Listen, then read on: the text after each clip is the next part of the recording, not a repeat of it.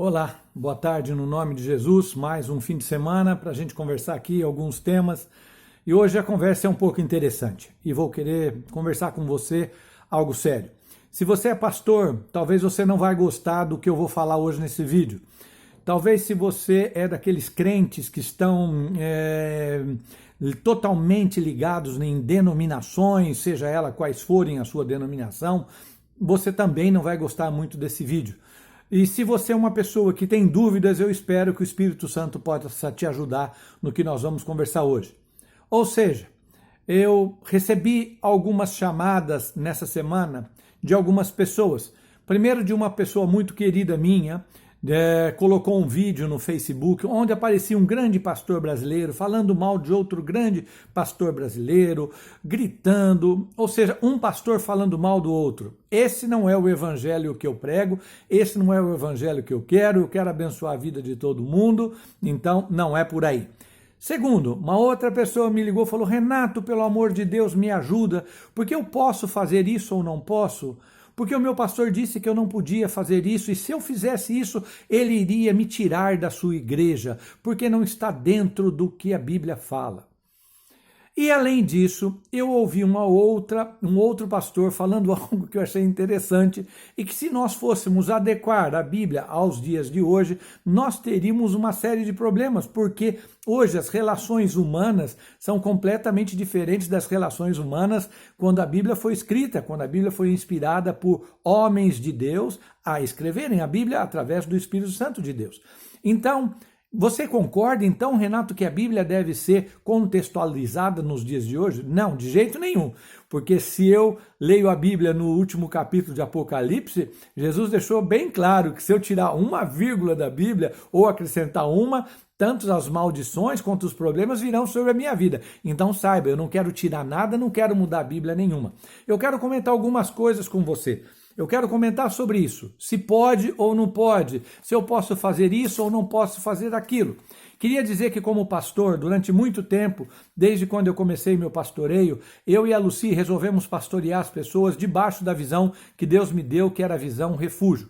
E nessa visão refúgio, o nosso maior intento presta atenção, ganhar vidas para Jesus, não para mim, não para ela como pessoas.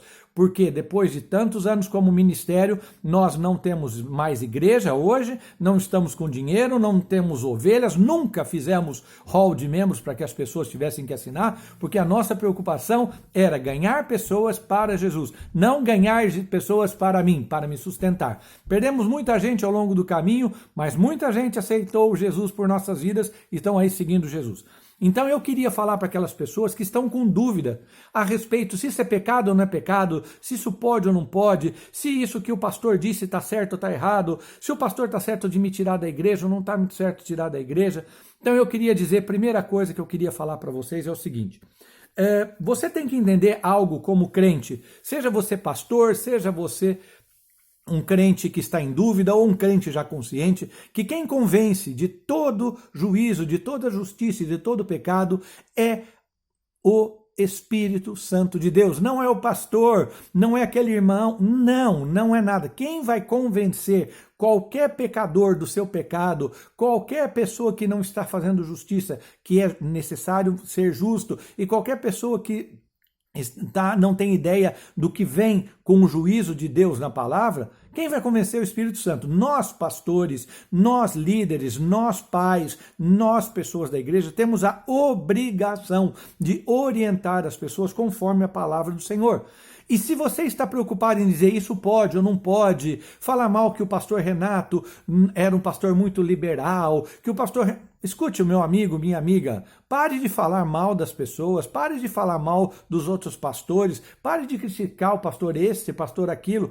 Pense numa coisa, você só tem que se preocupar em ensinar as pessoas e você mesmo ser ensinada pelo Espírito Santo de Deus. Há um texto que está na segunda carta de Paulo aos Colossenses, no capítulo de número 2, versículos de 20 adiante, no qual ele diz assim: escuta, meus queridos, se vocês já morreram com Cristo, por que ainda vocês se submetem a situações como não toques, não pegues, não prove, não manuseie, não faça isso, não faça aquilo? Ou seja, Paulo está dizendo, escute, você que é cristão, que entendeu que você morreu com Cristo pelo batismo e renasceu de novo uma nova pessoa, que você vai ser uma nova pessoa, dia a dia você vai ter que matar a sua carne, você que morreu com Cristo, por que você ainda aceita que as pessoas ficam falando não faça, isso, não faça aquilo, não use isso, não use aquilo? Você tem que estar morto com Cristo, mas se você estiver morto com Cristo, então, você vai entender que tudo isso que as pessoas estão a dizer, como diz a palavra, todas essas coisas estão destinadas a se acabar, porque não passam de mandamentos humanos. O que você tem que fazer é que esses conselhos, às vezes são interessantes, mas eles não passam de religiosidade, não passam de falsa humildade e que não tem valor nenhum de fazer com que você controle a sua carne para não pecar. Então, meu querido crente, meu querido amigo pastor, meu querido líder, saiba de uma coisa, nós temos que aprender a matar a nossa carne diariamente. E se nós morremos com Cristo, se somos batizados, se nós buscamos realmente dar um testemunho do Senhor, nós não vamos mais pecar, porque primeiro, o Espírito Santo vai falar conosco e nós não estamos preocupados em ouvir homens, nós não estamos preocupados em ouvir denominações a dizer que o bonito é isso, o bonito é aquilo, o certo é isso, o certo é aquilo. Se você olhar o Facebook nos últimos dias, eu tenho visto uma série de pastores gritando, falando que o que importa é a palavra. Sim, o que importa é a palavra, mas você tem que saber como você vai expor a palavra do Senhor, como Jesus fez. Jesus não se mudou, Jesus não usava roupa diferente das pessoas da época, Jesus não se transfigurava para ser uma falsa religiosidade. Jesus era o mesmo. Quando foram buscar Jesus para o matá-lo, encontraram com ele junto com seus discípulos e não conseguiram distingui-lo se ele era melhor ou pior, se ele tinha gravata mais bonita ou a roupa mais bonita. Então, meu querido pastor, meu querido irmão, meu querido amigo, vamos parar de legalismo nas coisas de Jesus, porque Jesus veio quebrar paradigmas e ele veio morrer, ele matou a lei e pela lei nós entendemos a sua morte e por isso a lei passa a ter muito mais valor em nós e nós vamos respeitar muito mais o pecar ou não pecar. Mas para isso você tem que saber ensinar as pessoas, nós temos que saber conversar com as pessoas. E o que eu tentei fazer, dirigido pelo Espírito Santo, foi mais ou menos o que as pessoas estão usando os textos para falar de Paulo.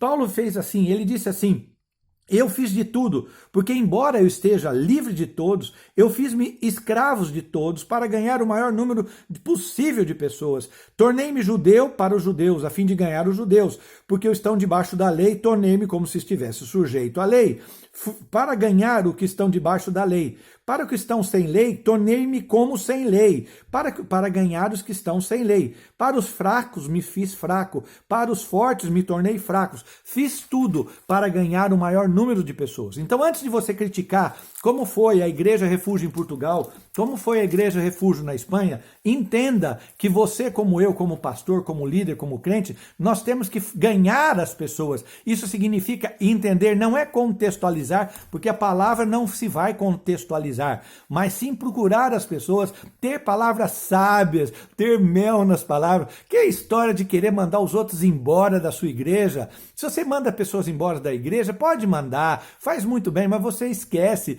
que você está tirando as pessoas de perto de Jesus. Você está querendo ser Espírito Santo. Ore pelas essas pessoas que estão em pecado na sua igreja, os seus amigos crentes. Pare de criticar os pastores. Não diga que nós somos mais abertos ou menos abertos. Não.